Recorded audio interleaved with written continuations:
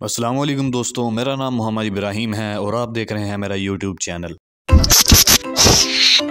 मज़ीद वीडियोस देखने के लिए चैनल को सब्सक्राइब करें।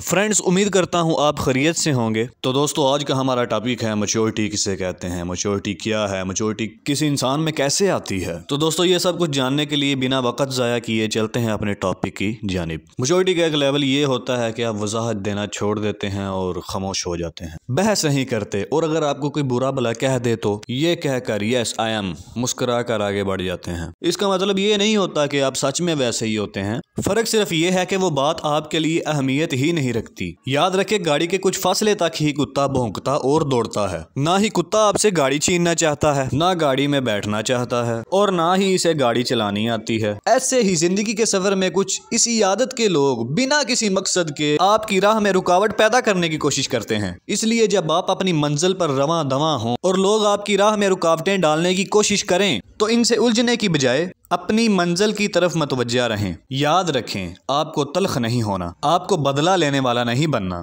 आपको चालें चलने वाला नहीं बनना, दूसरों के लिए जाल बिछाने वाला भी नहीं बनना। आपको ऐसा भी नहीं बनना कि आप शातिर कहलाएं, और ऐसा भी नहीं करना कि आप दूसरों के लिए गड्ढे खोदें। आपको लगे जख्म हैं, दिल पर हैं और रूह पर भी हैं, लेकिन इनके लिए मरहम बदला लेकर तैयार ना करें। मरहम आसमानी ही अच्छे होते हैं, मरहम रहमानी ही शिफा देते हैं। छोड़ दे जो हुआ, जाने दे जिसने जो किया, अपने पीछे दरवाजे बंद करके आगे बढ़ जाएं। जख्म देने वालों, तकलीफ पहुंचाने वालों, रूह को रौंदने वालों को इनके हाल पर छोड़कर अपना हाल ठीक करें, क्योंकि आपको वो नहीं बनना जो हालात आपको बना रहे हैं। आपको वो बनना है जो आमाल बनाते हैं। अपने रब का नेक बंदा बनने की कोशिश करें, बंदा मोमिन, यानी एक बेहतरीन इंसान। दोस्तों, अगर आपको मेरी ये वीडियो अच्छी लगी तो लाइक कर दीजिएगा, सब्सक्राइब कर दीजिएगा। मिलते हैं अगली वीडियो में, तब तक के लिए अल्लाह हाफिज़।